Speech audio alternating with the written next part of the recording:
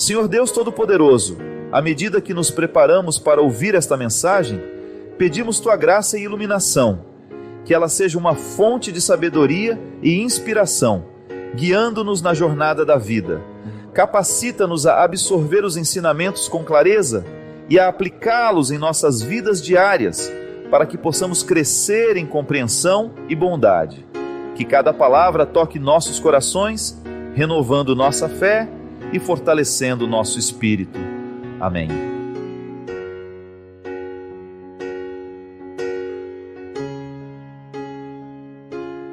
Porque a felicidade é assim, minha gente. Ela deveria ser um processo muito simples em nós.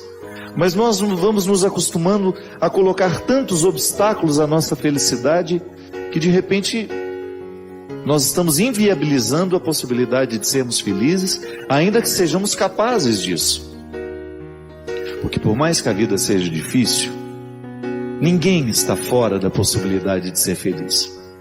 Apesar de todos os problemas que tem, de todos os limites que precisa enfrentar, faz parte da nossa condição humana. Ninguém tem vida perfeita. Nenhum de nós temos a perfeição nos rodeando e nos acariciando, não? Mas o grande problema é quando nós nos acostumamos ao processo das hipocrisias. Quando a gente deixa de problematizar as nossas mentiras, quando a gente se acostuma ao processo do falseamento, aí sim a gente vai gerar um prejuízo terrível em nós. Gente, quando nós começamos a compreender a felicidade como um projeto possível, quando a gente deixa de idealizar essa felicidade, eu vou ser feliz quando isso for assim, quando fulano de tal, quando meu marido for perfeito, quando a minha esposa for perfeita, não vai nunca. As pessoas não serão perfeitas. Agora você pode buscar uma harmonia interior que vai lhe dar condições de lidar um pouco melhor com a imperfeição do outro e até, minha gente, lidar com ela de maneira mais responsável. Não pode haver um prejuízo maior do que esse. Eu viver representando um papel que eu não sou. Eu perder a minha vida com as caricaturas que eu resolvi fazer para mim mesmo. Não existe. Isso não é justo. Não é justo com tudo aquilo que Deus me deu, com tudo aquilo que Deus me reservou. Não é justo com tudo aquilo que Deus lhe deu, com tudo aquilo que Ele havia lhe reservado. Essa vida precisa ser vivida na verdade. É buscar recrutar diariamente aquilo que a gente pode contar para o outro, sabe? E buscar diariamente isso. Nós precisamos cuidar para que o outro não venha derramar sobre o nosso pudim de leite condensado a caldinha de vinagre que ele maldosamente preparou para nós. Então não faça isso também. Quando for julgar um sentimento ruim fora, que jogue no lixo, não em cima do outro. O cristão não tem obrigação de receber aquilo que não serve mais para mim. Sentimentos estragados não podem ser julgados em cima dos outros. Gente, é impressionante como nós fazemos isso mesmo. A gente limpa o copo por fora. A gente trava uma luta tão desonesta. Por quê? Porque nós ficamos querendo curar em nós por lados ou por situações que não terão acesso ao que de fato nos adoece. São aqueles falsos conflitos, né? A pessoa precisa tomar uma decisão na vida, mas ela não entra pela porta certa para que ela tenha condições de acessar o cômodo que de fato precisa da reforma.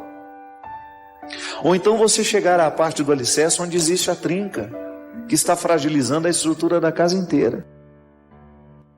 Não, a gente fica ali, rodeando o toco, administrando um falso conflito.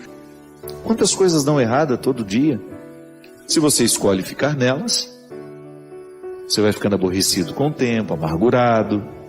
Se você não é capaz de ver o lado bom da vida, você vai ficar sempre lá, aquela pessoa cabisbaixa, desinteressada e desinteressante também. Que é muito ruim a gente ficar próximo de uma pessoa assim, que não encontra motivos para a sua alegria, que não encontra motivos para a sua satisfação, que fica sempre pedindo o diamante do outro que não encontrou o seu. Não é justo com o outro, não é justo com você. Você tem o dom de garimpar esse diamante em você. Não queira garimpar não queira recolher o diamante que o outro alcançou. É seu, é sua luta. Porque nós estamos deixando de cravar as unhas na realidade diariamente e elevar o diamante da nossa identidade, seja como filho, seja como pai, seja como mãe, como irmão. Se nós não renovamos esse diamante diariamente, ele vai perdendo brilho, aí nós vamos ficando com aquela pedra morta na mão, desanimados, sem vida, sem alegria, sem dinamismo, sem elan vital, como dizia a filosofia. O que é o elan vital? É esse visgo, essa força que nos prende a tudo aquilo que é vivo. É esse fisgo que vai nos prender à dinâmica da existência, que não nos deixa esmorecer, apesar de todos os problemas que possam ser próprios dessa vida. Se você insistir em ficar com a cara amanhecida, não vai conseguir nada. Se você chegar no seu trabalho amanhã, do mesmo jeito que chegou hoje, não espere muito de você. Você tem de renovar antes de sair de casa esses motivos. Você tem de renovar o seu motivo de continuar aqui, desempenhando esse papel. E isso vai gerando em mim, minha gente, um desconforto existencial, e eu deixo de buscar a pedra todos os dias. É por isso, por mais pecaminosa que seja a estrutura onde nós estamos, o desafio é pessoal. Eu tenho que buscar a pedra, o diamante que está no meio de tantos cascalhos, porque senão a minha vida vai perdendo sentido, a minha vida vai perdendo o brilho, vai perdendo o vício. Se na sua casa, se você não fizer a sua busca por ser o melhor filho, o esposo fiel, a esposa fiel, o irmão, isso vai perdendo com o tempo, e daqui a pouco você não acredita mais na sua experiência. Daqui a pouco você se dá o pior dos descréditos. E outra, você pode até se iludir, o diamante que ele alcançou vai me trazer alegria. Não traz, não. O diamante da realidade só tem brilho aos olhos de quem o de fato produziu, quem de fato o produziu. Eu preciso produzir na estrutura da minha realidade um diamante por dia, porque é com esse diamante na mão que eu encerro o dia. É com ele que eu enfrento a noite. E é com ele que eu recebo o dia de amanhã. Só que amanhã ele não serve mais. O diamante de hoje brilhou hoje. O diamante de hoje me enriqueceu hoje. Amanhã eu tenho que começar a luta toda de novo, porque ele não sobrevive à luz do dia amanhã. Serviu para hoje. Amanhã a realidade será outra. Os problemas serão outros, as alegrias serão outras, os desafios serão outros, e eu preciso lá enfiar a unha nessa realidade e extrair o diamante do dia. Não é assim que funciona a vida? Não é assim que você precisa fazer lá no seu trabalho todos os dias? Na vida profissional acontece muito isso. Quantas pessoas você vê perdendo a própria vida para manter aquele cargo, para ser eternamente o chefe, para ser eternamente o respeitado? Faltou um desapego interior de pensar. Perdeu aqui, a gente ganha em outro lugar. A gente só não pode perder quem a gente é. O resto, tudo pode ser perdido, que a gente trabalha e constrói de novo. Agora, se a gente perde quem a gente é, esse prejuízo é irremediável. Retire o conceito de felicidade dessa atmosfera romântica, idealizada, e você vai ver como ela é possível. Na satisfação que você tem de mudar um móvel de lugar e de tirar a poeira que estava ali antes. Sim, o corriqueiro da vida. Sabe, de você ir lá na sua gaveta e perceber que você acumulou coisas demais e que aquilo ali está lhe pesando, porque toda vez que nós nos livramos dos nossos excessos, a felicidade fica mais acessível. Fica mais acessível a felicidade. Faça também o sacrifício de julgar um pouco fora aquilo que você acumulou ao longo da vida. Dispense os seus excessos. Você também começa a dispensar sentimentos que estavam antigos dentro de você, que não lhe causavam nenhum bem. Só que aí você não joga em cima do outro não, né? Não dá para ficar julgando em cima do outro o nosso ódio. Isso aí é para jogar fora, para não pegar em ninguém. Ter coragem de olhar para esse evangelho aqui, minha gente, não é fácil não. Ai de vós, escribas e fariseus hipócritas, limpais o corpo e o prato por fora. Desculpe-me. Limpais o copo e o prato por fora, mas por dentro estáis cheios de roubo e cobiça. Fariseu cego, limpa primeiro o copo por dentro, que também por fora ficará limpo. É por dentro que nos adoece. A sujeira que nos mata não é a que está de fora do copo, é aquela que vai contaminar o alimento. São situações que ele fica tentando limpar por fora, mas na verdade a sujeira que incomoda é aqui dentro, é na mente, é na alma. A gente é complexo demais. Minha gente, toda vez que Jesus nos coloca diante de uma realidade que precisa ser transformada, o primeiro a ser beneficiado somos nós. Porque às vezes a gente fica interpretando, né? Que Deus egoísta é esse que fica querendo que eu seja como Ele quer que eu seja? Não. É que a consciência de Deus sobre o que eu posso ser é muito mais iluminada do que a minha. Deus sabe muito mais do que eu sei, do que eu posso ser. E o seu querer para mim é que eu esgote essas possibilidades ao máximo. Eu preciso elevar à categoria máxima as minhas possibilidades. Aí uma coisa vai desencadeando outra. Quebrar as hipocrisias é a gente mergulhar no coração dessas coisas, dessas realidades que nos tornam tantas vezes absolutamente infelizes, porque não estamos sendo quem a gente deveria ser. E a pior hipocrisia não é a que o outro nos mostra, é aquela que nós sabemos na intimidade do nosso coração que nós praticamos. A hipocrisia que de fato nos envergonha não é a que o outro sabe de nós, não. É a que nós sabemos de nós mesmos. Quando eu não sou capaz de amar os que estão ao meu lado, quando eu não sou capaz de respeitar os que estão ao meu lado, quando eu sinto que meu amor é teórico, não amo ninguém e fico fazendo discurso para o outro. Você sabe que essa semana uma pessoa me mandou um Twitter que eu achei muito interessante. Ela estava pedindo para refletir, para falar um pouquinho aqui de um tema que tem sido muito comum nos nossos dias, que é a depressão nas crianças. Já ouviu falar de criança em depressão, Cristian? Eu tenho escutado falar muito. Você também? Muita criança já enfrentando a depressão. Nas crianças isso pode acontecer porque nossas crianças estão muito mal alimentadas e infelizmente estão vivendo hábitos muito nocivos. Ficam muito tempo diante do vídeo do computador, ficam muito tempo diante da televisão, estão perdendo a socialização, estão ficando adultas antes da hora, porque participam demais dos problemas dos adultos. Os adultos nem sempre têm o cuidado de não falar diante das crianças dos problemas que elas ainda não sabem compreender. Isso é um verdadeiro crime que nós fazemos com os nossos filhos. Então nós temos muita depressão hoje entre crianças, que pode ser por causa de distúrbios, né, de desordem química, fruto de hábitos errados. Vai dormir muito tarde, levanta muito cedo, a criança não descansa direito, não se alimenta direito, não tem uma atividade física, fica muito sentado o dia inteiro. Então nós podemos ter uma desordem química que o exame de sangue vai identificar.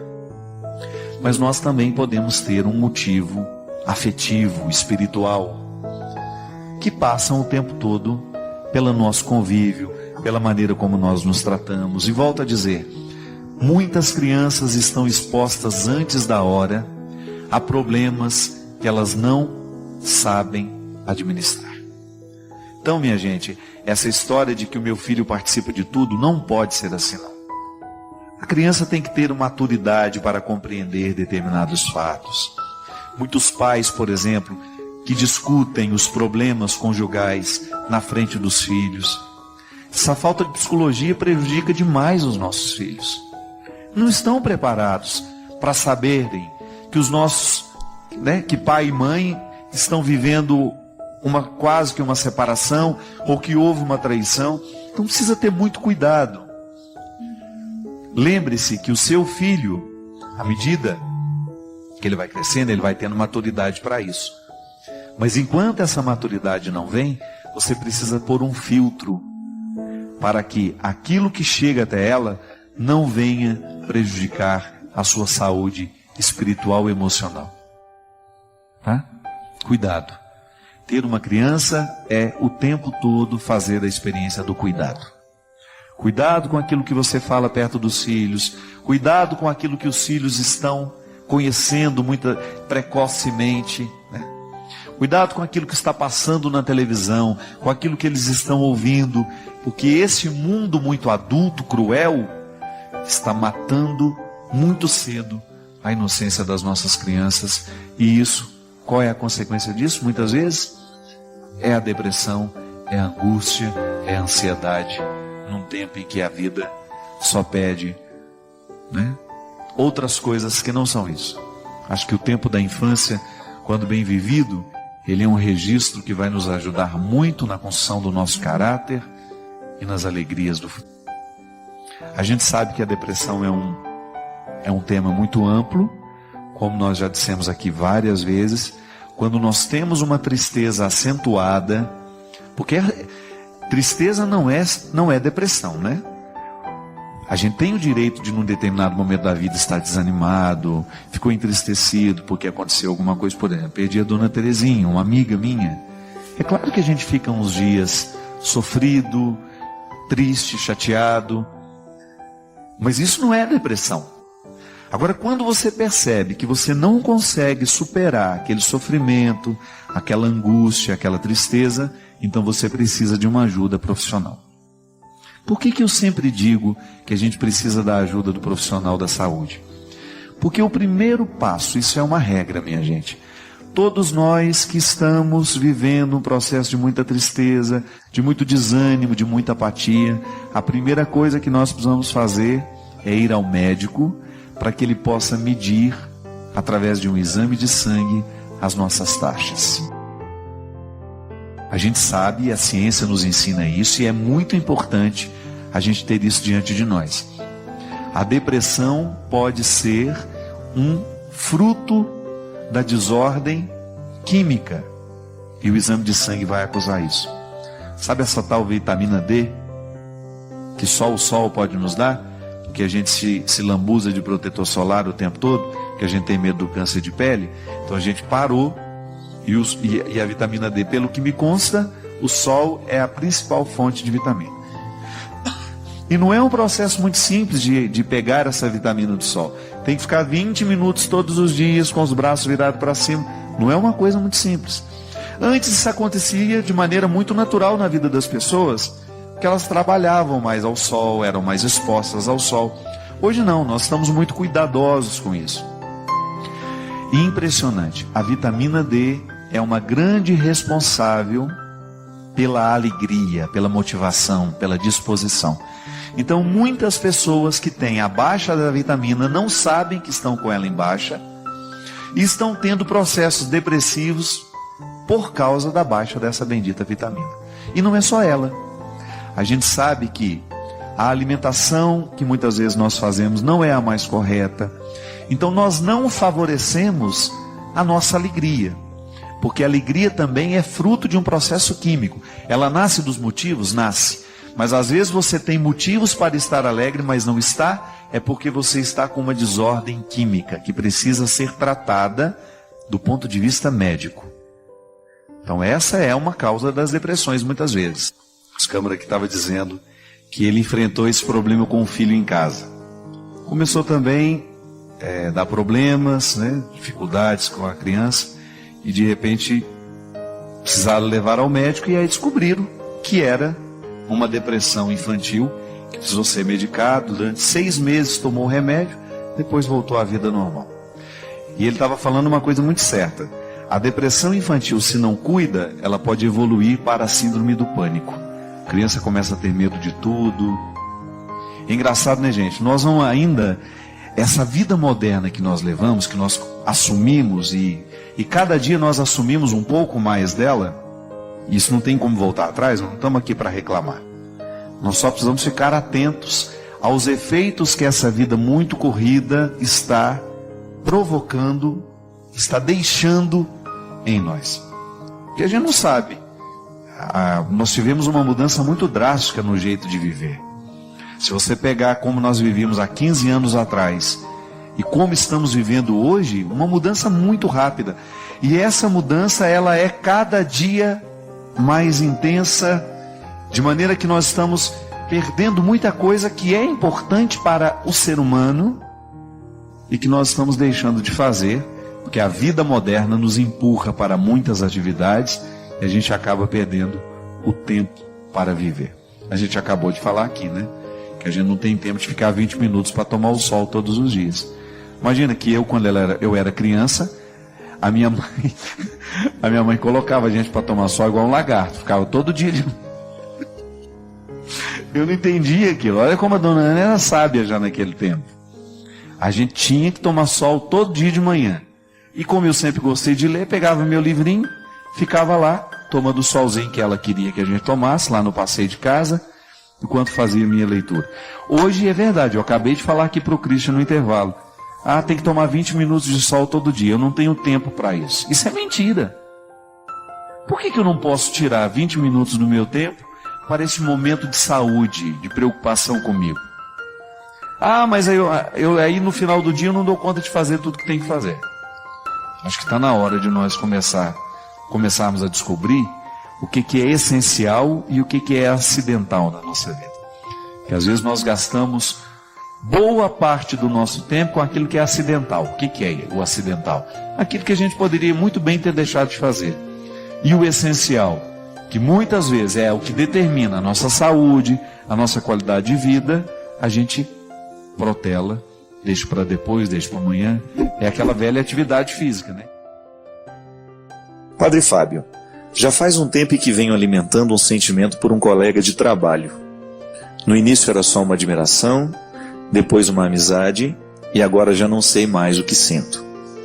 Sou casada e isso tem me incomodado muito, pois a frieza com meu marido está sendo inevitável. Estou traindo meu marido, padre?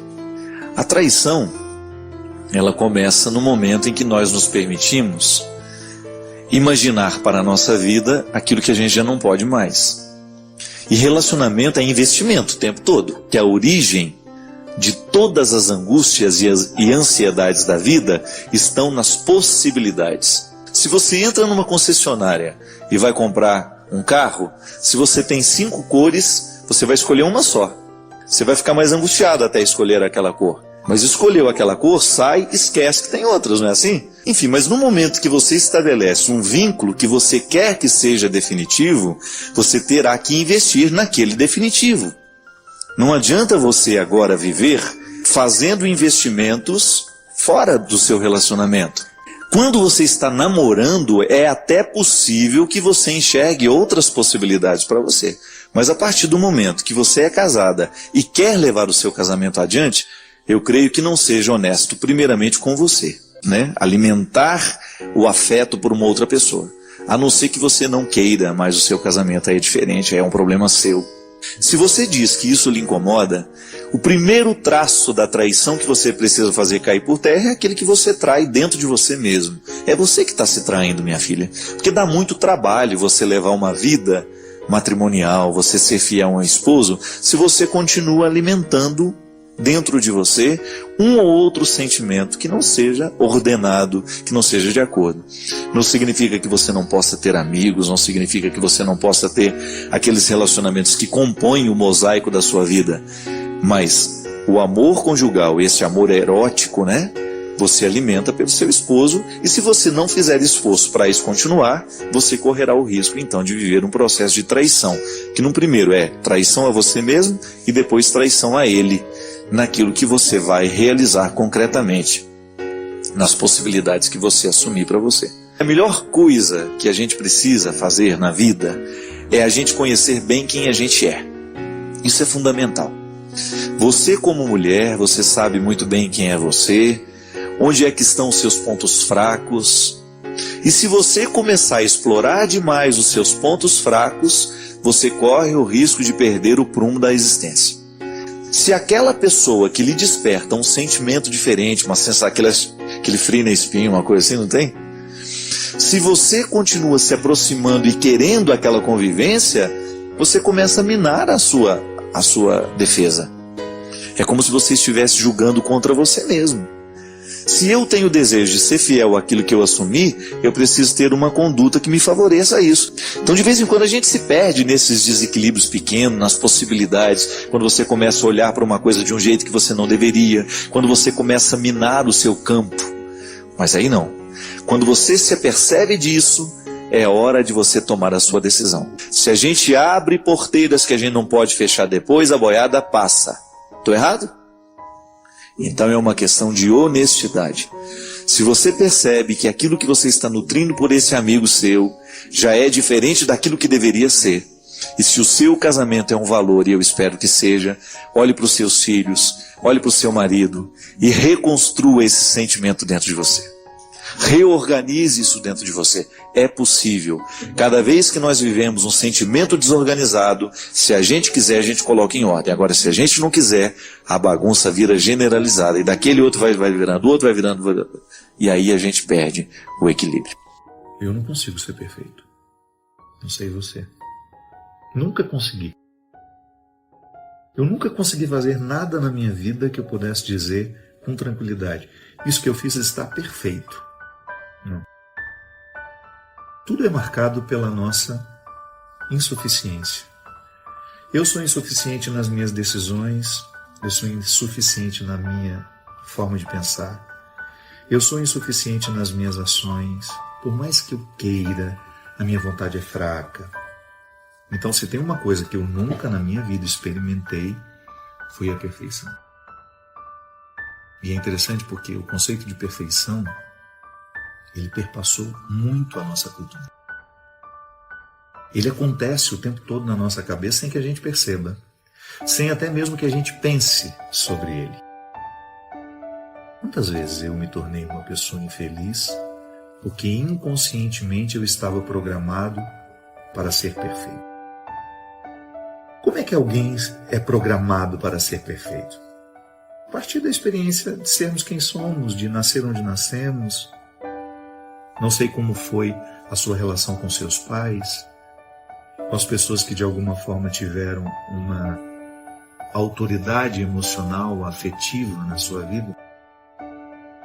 O que eu sei, sem medo de errar, é que muitos de nós fomos criados com a pretensão de que deveríamos ser perfeitos. Inclusive porque a gente fazia uma associação assim: se eu não for perfeito, eu não serei amado, eu não serei querido, não serei aceito. Quantos de nós infelicitamos bons períodos da nossa vida porque a gente queria ser perfeito? E é claro que a partir disso, toda a compreensão da dimensão divina da nossa humanidade. O mistério da encarnação nos assegura isso. Depois, no mistério da encarnação, tudo está tocado pelo sagrado. E Nossa Senhora é a mulher onde tudo isso acontece. É a carne que Deus escolhe para inserir de maneira definitiva, inserir-se de forma definitiva na história. E a partir dessa construção teológica de Nossa Senhora, às vezes a gente perde alguns elementos humanos dela. Aliás, esse é um problema que às vezes a gente vê dentro do contexto da Mariologia, as pessoas esquecerem a humanidade de Maria, que é tão importante isso para nós. É a parte que nos cabe nesse mistério.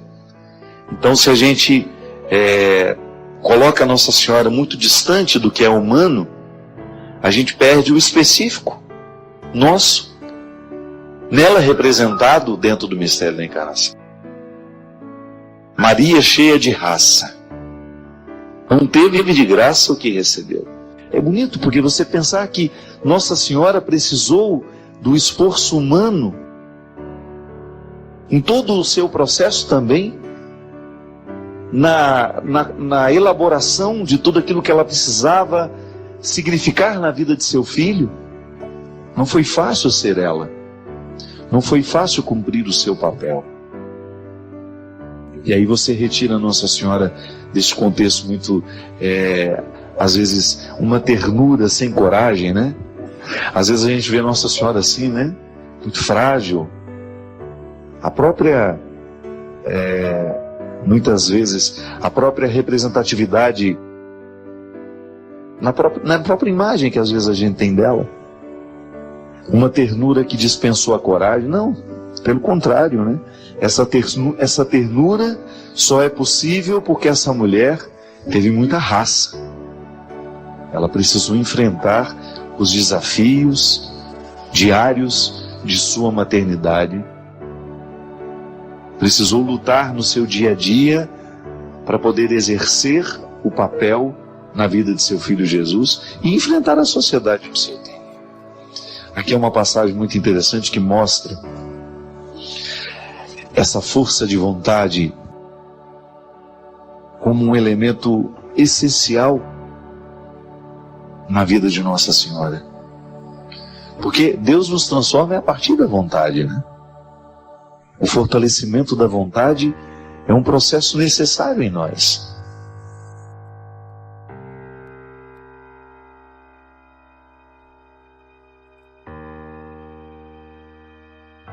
Sua participação é crucial. Compartilhe suas ideias nos comentários.